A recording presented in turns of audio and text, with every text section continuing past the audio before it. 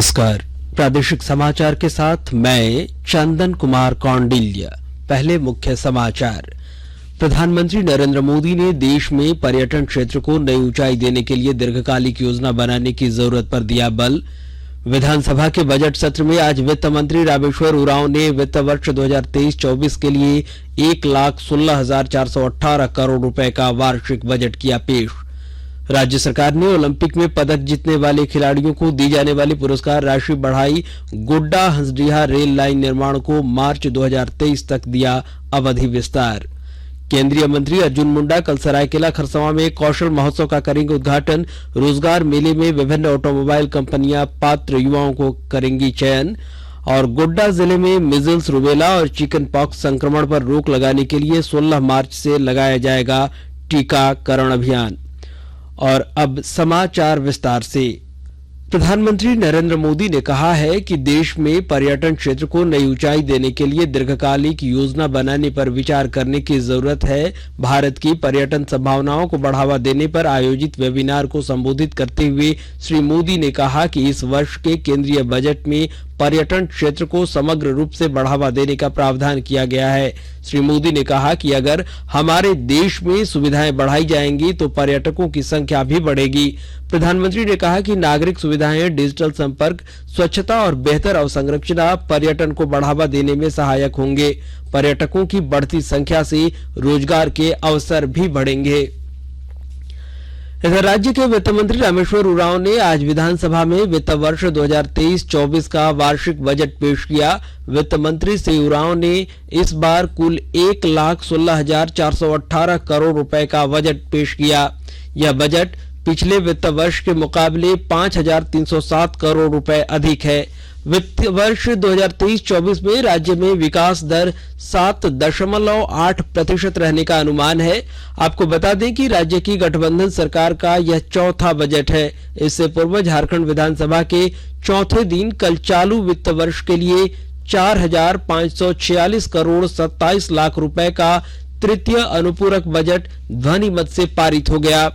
इधर आज सदन में बजट पेश होने के बाद विपक्षी दल भाजपा ने बजट का बहिष्कार किया और सदन से वॉकआउट किया। G20 में शामिल प्रतिनिधि आज रामगढ़ जिले के पतरातू रिसोर्ट पहुंचे। वहां उन लोगों का झारखंडी संस्कृति के साथ स्वागत किया गया।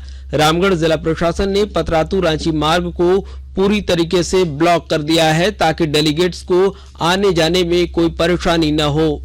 गोमिया विधायक डॉक्टर लंबोदर महतो ने कल सदन में राज्य सरकार से बेरमो अनुमंडल को जिला बनाने की मांग की। उन्होंने कहा कि बेरमो 1971 में गिरिडीह से अलग होकर अनुमंडल बना। यह क्षेत्र जिला बनने के सभी आर्ताओं को पूरा करता है। इसे जिला बनाना चाहिए। यहाँ 7 प्रखंड, 15 थाना, 6 ओपी और व्यवहार न्यायालय भी है। इसकी जनसंख्या 15 लाख है। वहीं धनबाद विधायक राज सिन्हा ने गठबंधन सरकार की पेट्रोल योजना का मामला उठाया। उन्होंने कहा कि इस योजना के लिए अलग बजट का प्रावधान किया गया था, फिर भी इसका लाभ लोग नहीं ले पा रहे हैं। वित्त मंत्री रामेश्वर उरांव ने कहा कि सरकार इसमें बदलाव कर रही है। और आकाशवाणी के ताजा तरीन समाचारों के लिए आप हमारी वेबसाइट newsonair.com पर लॉग इन कर सकते हैं। ताजा समाचार Twitter handle @AIR News Alerts और Facebook page all India radio news पर भी उपलब्ध है। आप प्रादेशिक समाचार एकांश के ट्विटर हैंडल @AIR News_रांची और फेसबुक, इंस्टाग्राम पेज और YouTube channel AIR News Ranchi पर भी हमारे बुलेटिन सुन सकते हैं। प्रादेशिक समाचार आप आकाशवाणी रांची से सुन रहे हैं। राज्य सरकार ने नियुक्ति नियमावली में संशोधन प्रक्रिया को कल मंजूरी दे दी। इस संशोधन से राज्य में फिर से पुरानी नियुक्ति नियमावली लागू होगी और नौकरियों में आवेदन के लिए झारखंड से मैट्रिक और इंटर पास करने की बाध्यता भी समाप्त हो जाएगी। इसके अलावा कैबिनेट की बैठक में कुल 37 प्रस्तावों पर मंजूरी प्रदान की गई। इसके अलावा ओलंपिक खेलों सहित विभिन्न राष्ट्रीय अंतर्राष्ट्रीय खेलों में राज्य का प्रतिनिधित्व करने एवं प्रतियोगिता में स्वर्ण, रजत, कांस्य पदक लाने वाले खिलाड़ियों और प्रशिक्षकों को दी जाने वाली नगद पुरस्कार की राशि में बदलाव को भी मंजूरी दी गई। ओलंपिक में गोल्ड जीतने वाले खिलाड़ी को अब 2 करोड़ की जगह 5 करोड़ मिलेंगे। इसके अलावा गोड्डा हंसडीहा रेल लाइन निर्माण को मार्च 2023 तक का अवधि विस्तार मिला है। इसकी पुनरीक्षित प्राक्कलित राशि 6 अरब 63 करोड़ 13 लाख रुपए की स्वीकृति भी दी गई। वहीं देवघर में दुर्गा सोरेन विश्वविद्यालय के गठन को मंजूरी दी गई है। राष्ट्रपति द्रौपदी मुर्मू कल मध्य प्रदेश के भोपाल में 7वें अंतर्राष्ट्रीय धम्म सम्मेलन का उद्घाटन करेंगी। Sanchi university of Buddhist Indic studies के सहयोग से इंडिया फाउंडेशन इस सम्मेलन का आयोजन कर रही है। चाईबासा की एक बच्ची की 2016 में दिल्ली से गुमशुदा होने और 7 साल बाद भी उसकी जानकारी नहीं मिलने पर हाईकोर्ट ने नाराजगी जताई है। इस संबंध में बच्ची की मां की ओर से दायर याचिका पर कल सुनवाई हुई। सुनवाई के दौरान राज्य के पुलिस महानिदेशक, चाईबासा के पुलिस अधिकारी भी कोर्ट में सशरीर उपस्थित हुए। कोर्ट ने मौखिक रूप से कहा कि 7 साल से बच्ची गुम है, लेकिन अब तक उसका कोई पता नहीं चल पाया। यह दुर्भाग्यपूर्ण बात है। हाईकोर्ट ने पुलिस महानिदेशक को 1 माह का समय दिया है ताकि बच्ची को सलामती से उसके घर वापस लौटाया जा सके। सरायकेला खरसावां जिले के काशी साहू महाविद्यालय में कल कौशल महोत्सव का आयोजन होगा। इस दौरान ऑटोमोबाइल सेक्टर के कौशल विकास, रोजगार, अप्रेंटिसशिप एवं कैरियर काउंसलिंग पर कार्यशाला सह रोजगार मेला का आयोजन किया जाएगा।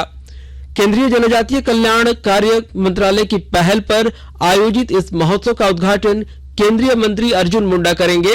इस दौरान देश के विभिन्न हिस्सों से 11 कंपनियां स्टॉल लगाकर आवेदन प्राप्त करेंगी, जिसके बाद आवेदनों की छंटनी होगी और अंतिम रूप से चयनित युवाओं को नियुक्ति पत्र दिया जाएगा। और बोकारो जिले के पिटरवार में 40 एकड़ में मनरेगा पार्क का निर्माण किया जा रहा है। विस्तृत जानकारी दे रहे हैं हमारे संवाददाता। बोकारो जिला के पेटरवार प्रखंड स्थित कोह पंचायत में मनरेगा पार्क का निर्माण कराया जा रहा है। 40 एकड़ भूमि में फैले मनरेगा पार्क में महिला समूह के द्वारा सब्जियों का उत्पादन कराया जाएगा। उप विकास आयुक्त कृतिश्री ने गुरुवार को मनरेगा पार्क का निरीक्षण किया। उन्होंने प्रखंड विकास पदाधिकारी पेटरवार को सिंचाई के लिए जल्द से जल्द कूप निर्माण कराए जाने का निर्देश दिया है। उन्होंने मनरेगा श्रमिकों के विश्राम हेतु शेड निर्माण का भी निर्देश दिया है। उप विकास आयुक्त ने कहा कि यह मनरेगा पार्क महिलाओं को स्वावलंबी बनाने में सहायक साबित होगा। मनोज कुमार, आकाशवाणी समाचार, बोकारो। गोड्डा जिले में मेहरमा, पत्थरगामा और ठाकुर गंगती प्रखंडों में मीजल्स, रूबेला संक्रमण और चिकन पॉक्स के बढ़ते मामलों पर रोक लगाने के लिए 9 माह से 15 माह तक के बच्चों का टीका लगाया जाएगा। टीकाकरण को लेकर जिले के चिकित्सकों ने बैठक की और बताया कि मीजल्स, रूबेला की रोकथाम के लिए राज्य सरकार की ओर से टीका दिए जाने का निर्णय लिया गया है। गोड्डा जिले में 16 मार्च से टीकाकरण अभियान चलाया जाएगा। चिकित्सकों ने बताया कि सभी स्कूलों में बच्चों को टीका दिया जाएगा, जबकि छोटे और टीका से वंचित बच्चों को घर जाकर टीका दिया जाएगा। स्वास्थ्य कर्मियों को स्पेशल सर्वे कर मीजल्स, रूबेला और चिकन पॉक्स के मरीजों की सूची तैयार करने का निर्देश दिया गया है। टाटा सन्स और टाटा स्टील के संस्थापक जमशेदजी नुसरवानजी टाटा की 184वीं जयंती आज जमशेदपुर में धूमधाम से मनाई जा रही है। इस अवसर पर टाटा स्टील के मुख्य द्वार पर टाटा सन्स के vice chairman Noel Tata, Tata steel के प्रबंध निदेशक टीवी नरेंद्रन, उनकी पत्नी रुचि नरेंद्रन सहित टाटा कंपनी के पदाधिकारियों ने जमशेदजी नुसरवानजी टाटा को भावभीनी श्रद्धांजलि अर्पित की। इससे पूर्व संध्या पर कल जुबली पार्क में लाइटिंग का उद्घाटन किया गया, जिसे आम जनता के लिए खोल दिया गया है। यह 5 मार्च तक चलेगा। इस मौके पर नोएल टाटा ने कीनन स्टेडियम के पास कोरोना वॉरियर्स की याद में बनाए गए कोविड पार्क का भी उद्घाटन किया। वहीं टाटा स्टील की ओर से बनाए गए फायर स्कल्पचर को भी शहर को समर्पित किया गया है। और अंत में मुख्य समाचार एक बार फिर। प्रधानमंत्री नरेंद्र मोदी ने देश में पर्यटन क्षेत्र को नई ऊंचाई देने के लिए दीर्घकालिक योजना बनाने की जरूरत पर दिया बल। विधानसभा के बजट सत्र में आज वित्त मंत्री रामेश्वर उरांव ने वित्त वर्ष 2023-24 के लिए 1,16,418 करोड़ रुपए का वार्षिक बजट किया पेश। राज्य सरकार ने ओलंपिक में पदक जीतने वाले खिलाड़ियों को दी जाने वाली पुरस्कार राशि बढ़ाई। गोड्डा हंसडीहा रेल लाइन निर्माण को मार्च 2023 तक दिया अवधि विस्तार। केंद्रीय मंत्री अर्जुन मुंडा कल सरायकेला खरसावां में कौशल महोत्सव का करेंगे उद्घाटन। रोजगार मेले में विभिन्न ऑटोमोबाइल कंपनियां पात्र युवाओं का करेंगी चयन। और गोड्डा जिले में मीजल्स, रूबेला और चिकन पॉक्स संक्रमण पर रोक लगाने के लिए 16 मार्च से लगाया जाएगा टीका। और इसके साथ ही आकाशवाणी रांची से प्रादेशिक समाचार का ये बुलेटिन समाप्त हुआ। नमस्कार।